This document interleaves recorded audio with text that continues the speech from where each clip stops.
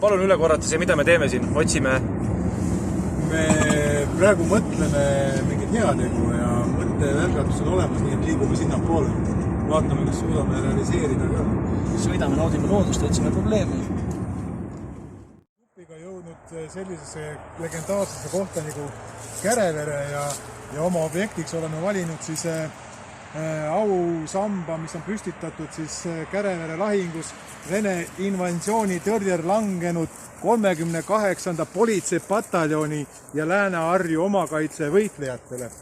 Ja meie eesmärk siin on aidata natuke kaasa selle hooletusse vähe jäetud platsi korrastamisele ja hea pildi loomisele. Nii et oleme siin ja lööme käed külge ja